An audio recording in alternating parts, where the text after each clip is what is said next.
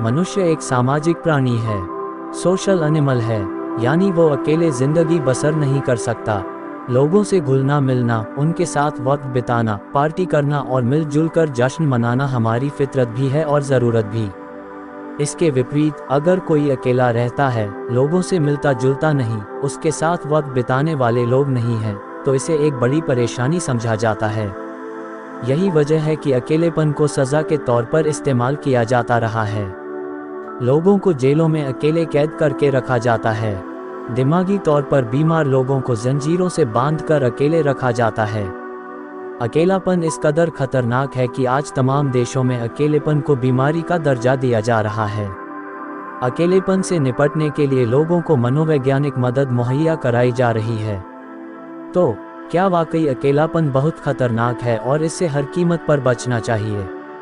बहुत से लोग इसका जवाब ना में देना पसंद करते हैं। उन्हें पार्टियों में, किसी महफिल में या जश्न में शरीक होना हो तो वो कतराने लगते हैं। महफिलों में जाना नहीं चाहते, लोगों से मिलने जुलने से बचते हैं। अकेले क्यों रहना चाहते हैं लोग अकेले रहना चाहते हैं, इसके कई कारण हो सकते हैं। कुछ लोग अंतर्मुखी होते हैं और उन्हें अपने दम पर समय बिताना पसंद होता है। कुछ लोग ऐसे होते हैं जिन्हें अपने विचारों और भावनाओं को संसाधित करने के लिए अकेले समय की आवश्यकता होती है। कुछ लोग ऐसे होते हैं जिन्हें अपने जीवन में बदलाव लाने के लिए अकेले समय की आवश्यकता होती है।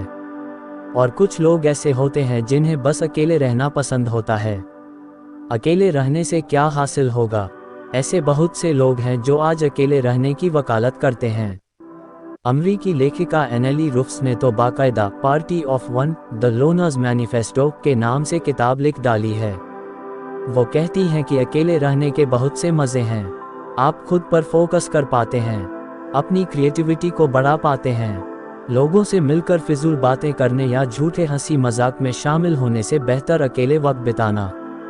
बदलते जमाने के साथ लोगों का रहन सहन तो बदल ही रहा है, साथ ही जीने का तरीका भी बदल रहा है। आज कई लोग ऐसे हैं जो या तो किसी मजबूरी में, जैसे नौकरी इत्यादि के कारण अकेले रह रहे हैं, तो कुछ लोग ऐसे भी हैं जो बिना किसी मजबूरी के अपनी मर्जी से अकेले रहना पसंद कर रहे हैं। अकेले रहना वाकई आसान काम नहीं है। जो लोग अपनी मर्जी से अकेले रहते हैं उनमें कुछ बुनियादी गुण होते हैं। आइए जानते हैं इनके गुणों के बारे में। 1. अकेले रहने वाले लोग अपने आप में ही संपूर्ण महसूस करते हैं। ये लोग खुद को ही अपना सबसे अच्छा दोस्त मानते हैं। 2. ऐसे लोग आत्मविश्वास से भरपूर और सकारात्मक सोच वाले होते हैं। 3. ये लोग इस बात की ज़्यादा परवाह नहीं करते कि दूसरे क्या सोचेंगे। ये अपने मन का काम करते हैं और जिंदगी को भरपूर जीते हैं। 4. छोटी बड़ी गलतियों से खुद ही सीखते हैं और भावनात्मक रूप से मजबूत होते हैं। 5. अपने लिए नियम ये खुद बनाते हैं और उसका कड़ाई से पालन करते हैं। 6. ये लोग खुले विचारों के तो होते हैं, लेकिन अपने नैतिक मूल्यों से समझौता नहीं करते। अनुशासित रहकर अपनी दिनचर्या व्यतीत करते हैं। 7. इमोशंस से लेकर आर्थिक मामलों तक में ये आत्मनिर्भर होते हैं। 8. ये अपने जीवन में स्पष्ट और ईमानदार होते हैं। उतना ही काम हाथों में लेते हैं जितना कि वे कर पाएं। जितनी जिम्मेदारी लेते हैं फिर उसे बड़ी खूबी से निभाते भी हैं। 9. ये लोग मात्र दूसरों को खुश करने के लिए हर काम के लिए हामी नहीं भरते। अपनी क्षमता अनुसार काम करते हैं और खुश रहते हैं। धर्मों में अकेले तप, चिंतन, मनन की सलाह। वैसे अकेलेपन के फायदे बताने वाले ये मनोवैज्ञानिक कोई नई चीज नहीं बता रहे हैं। हिंदू धर्म से लेकर बौद्ध धर्म तक बहुत से मजहब हैं जो अकेले तप करने और चिंतन मनन करने की सलाह देते हैं। असल में अकेले रहने पर हमारा दिमाग आराम की मुद्रा में आ जाता है। आपका दिमाग सुकून के पलों का बखूबी इस्तेमाल करता है। शोर शराबे से दूर तन्हा बैठे हुए आपका दिमाग आपकी सोचने समझने की ताकत को मजबूत करता है। लेकिन जब आप किसी के साथ होते हैं तो आपका ध्यान बढ़ता है, आपके ज़हन को सुकून नहीं मिल पाता।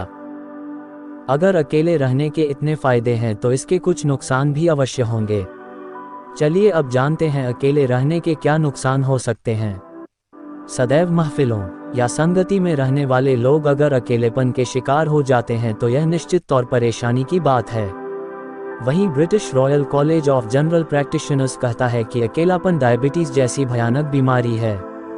इससे भी उतने ही लोगों की मौत होती है जितनी डायबिटीज की वजह से। अकेलापन हमारे सोचने समझने की ताकत को कमजोर करता है।